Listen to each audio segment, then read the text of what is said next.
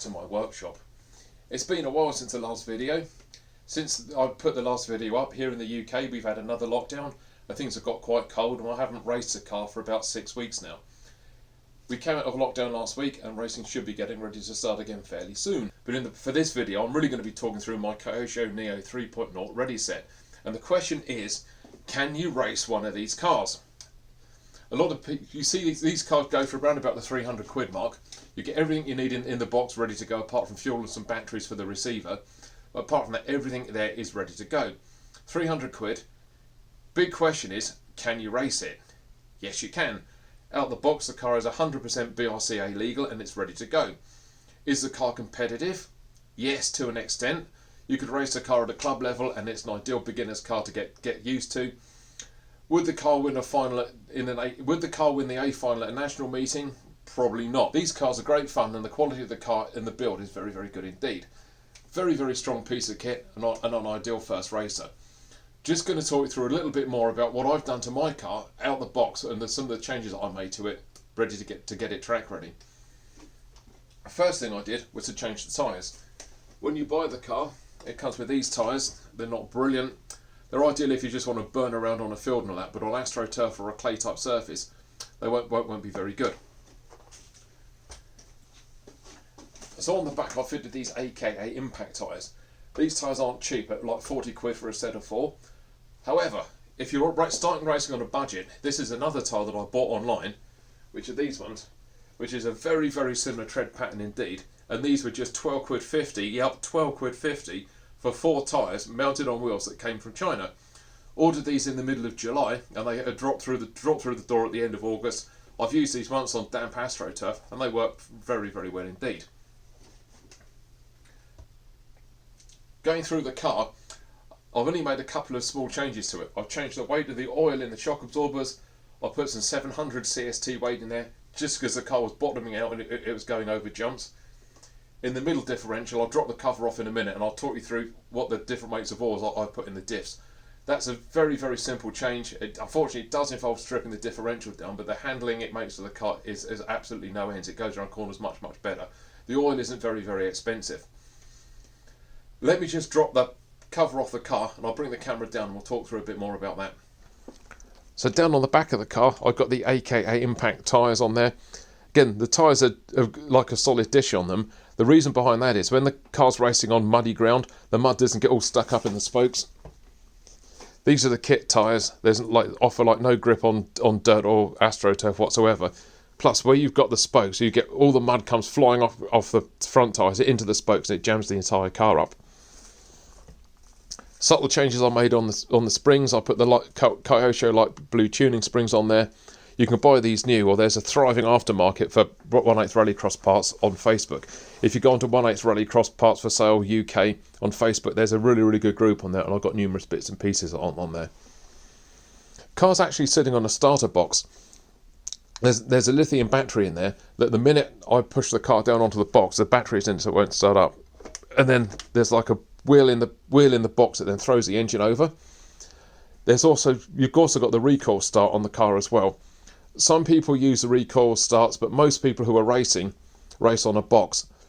The RC Biker did a really, really good video recently about the pros and cons of using a Recoil starter or using a box.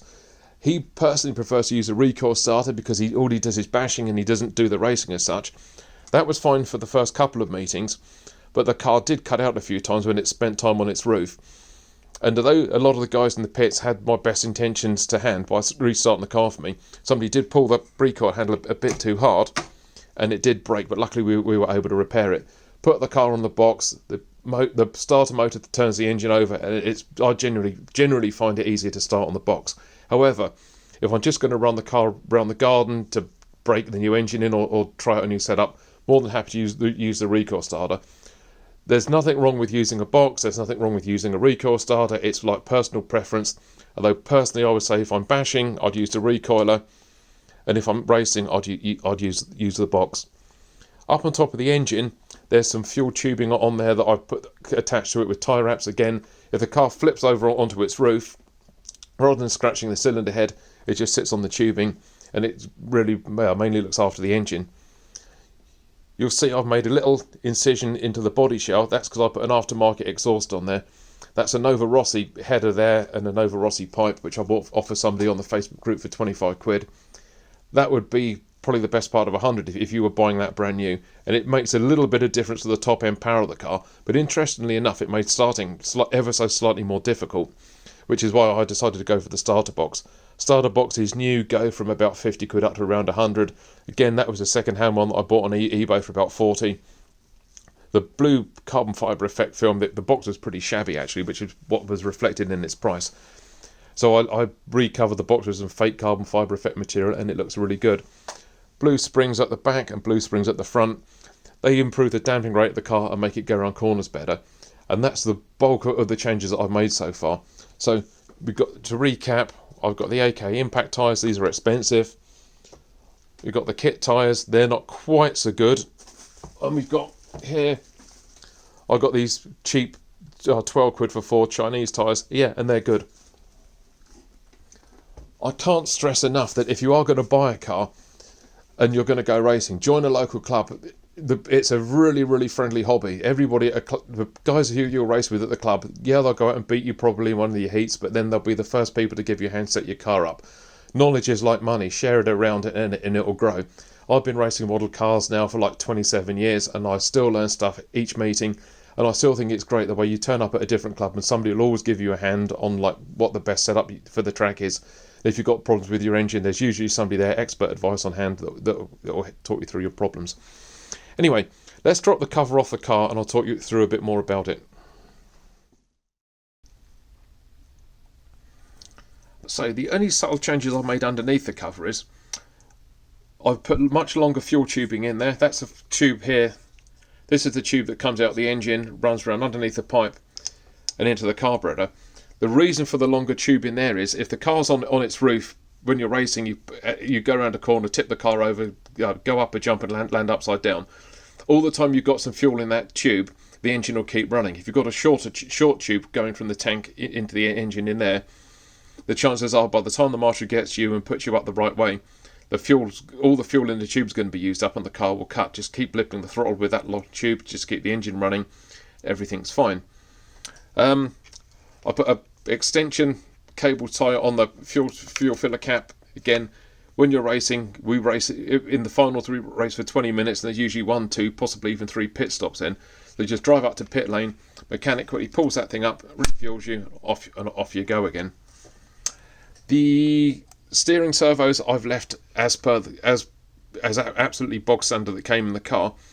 They're fast enough, but the only upgrade I might make, it could benefit if you're racing from a slightly faster steering servo. That servo does its job, it'll get the car around corners. But I think the next upgrade I would do would be to put in a more expensive, slightly faster steering servo. The other upgrade that's the Nova Rossi pipe. If you wanted to race this car, let's see if I can get that in focus.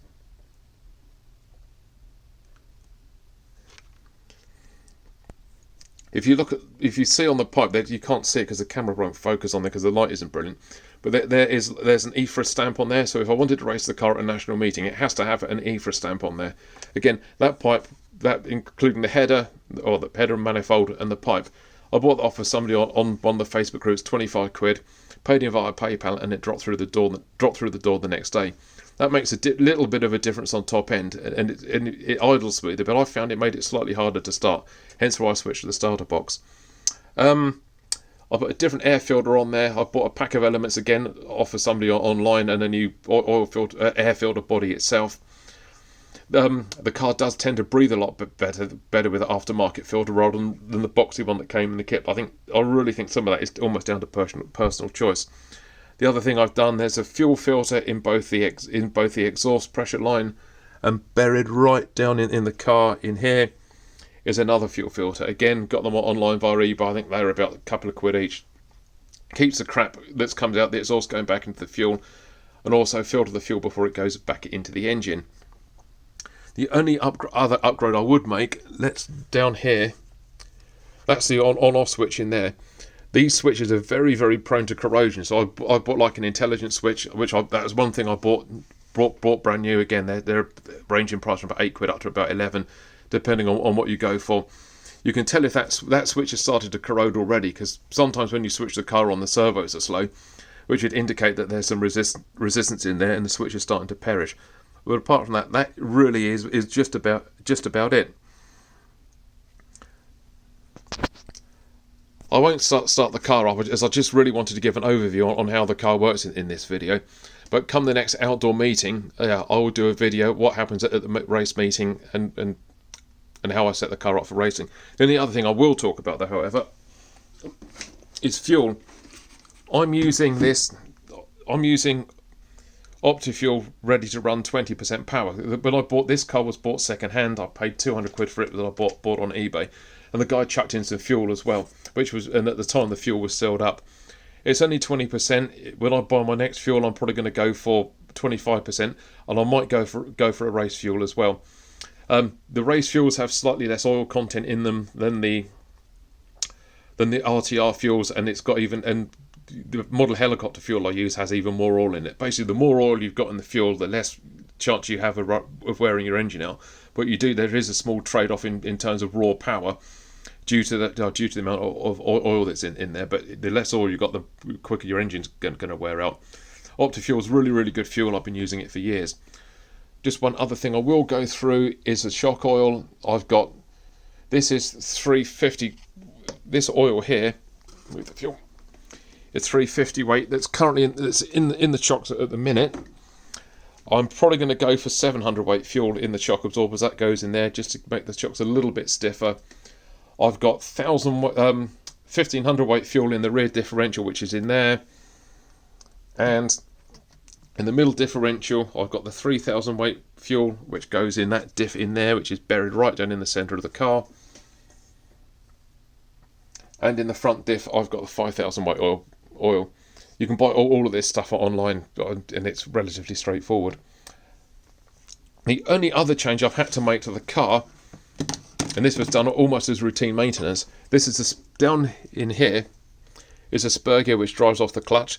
The kit spur gear is plastic, and it is a bit prone to wear. In the last time I raced this car, I did end up stripping the spur gear. You can just see there, that's a spur gear that came out. It's very, very badly damaged. I was driving around, just finished my warm-up laps, and I was driving around to the start and finish line. All of a sudden the car started revving highly, and I found out I stripped the spur gear. The metal spur gear that's in there now, you can't, just next to my finger down there, you probably can't see it in this light. That's a metal spur gear. That was 25 quid, but the chances of damaging that one are pretty remote. So that basically covers my Kyosho Neo 3.0 Readyset, ready to go. Hopefully I've taken away some of the mystery surrounding prepping a 1/8 rallycross car for racing. And also, hopefully I've given a good overview about how I think you can run a ready-to-go car straight out the box and take it to the track. So, that concludes this video. Hope you've enjoyed it. See you trackside soon. I'll be racing at Hot Races on Sunday the 20th of December this year. And my next outdoor meeting with this car will probably be at the Ada Club somewhere in January or February. Stay safe, have fun, and we'll see you again soon. Bye-bye for now.